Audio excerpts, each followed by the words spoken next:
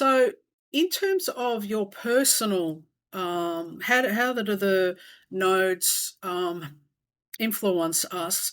I remember when I started doing studying astrology, when I used to do research for my classes with my teacher, I was very interested in the nodal cycle, and I wrote an article called "The Cycles of Destiny."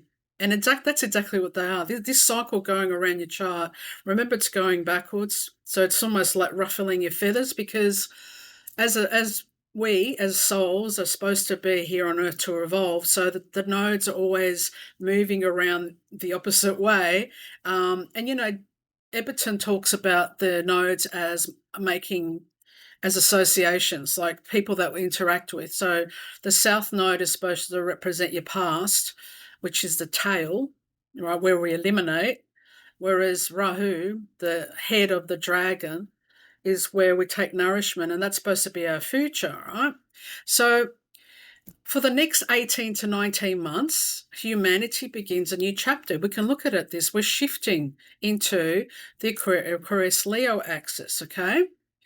So in esoteric astrology, the south node is known as the tail of dragon, or K2, represents our past, the qualities we've already developed, and karmic inheritance, familiar patterns, and for those who believe in reincarnation, as I do, the wisdom and attachments carried from previous lifetimes. So you feel comfortable with your south node because you've done it before.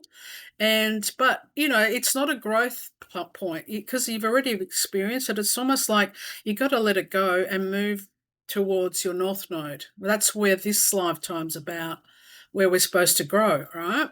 So the south node also shows what we're being asked to release because it's a tail.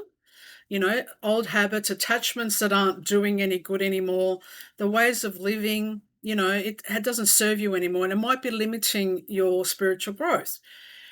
Whereas the opposite, the North Node, as I said, this is the head of the dragon, Rahu, and points towards our future. It's a direction of evolution, the qualities that nourish the soul and encourage growth, even if they initially feel unfamiliar. Now, I was just looking at some quantum physics, talking about, how we live in quantum fields, and that, you know, past, present, and future are all running simultaneously.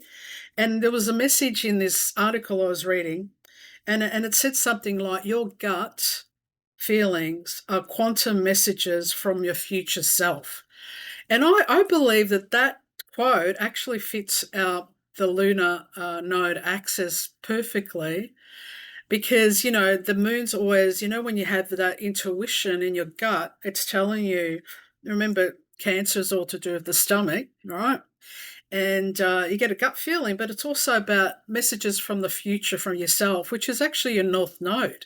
So we've got to listen to this, to our gut feeling. So we are moving as a whole from me, myself, and I, which is the Leo axis, to us, we, and together.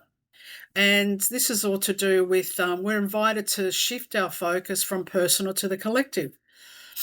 Leo reminds us of creativity, leadership, pride, recognition, and individual expression. At its highest, it represents courage and the heart.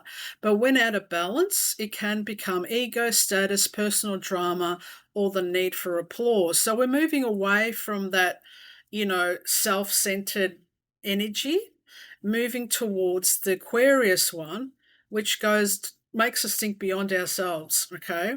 It calls towards community, innovation, humanitarian ideals, friendship, higher knowledge, and contributing something meaningful to the collective. And it asks us, how can my unique gifts benefit humanity? I think that's a really important spiritual message from the nodes moving into these two, right? From self, it's all about me, to how can I help the humanity and the collective. Okay, so it is a really nice balance.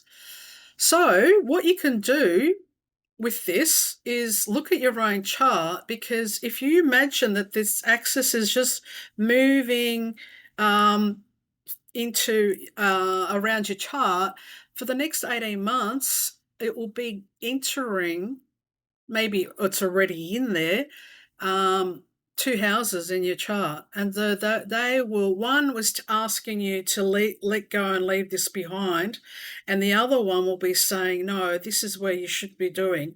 So those, I believe, the houses in this respect are actually more important than the actual signs for people, because the houses are personal to you. So you need to have a time chart, so you know where your ascendant is, and you know where this axis is traveling through your chart.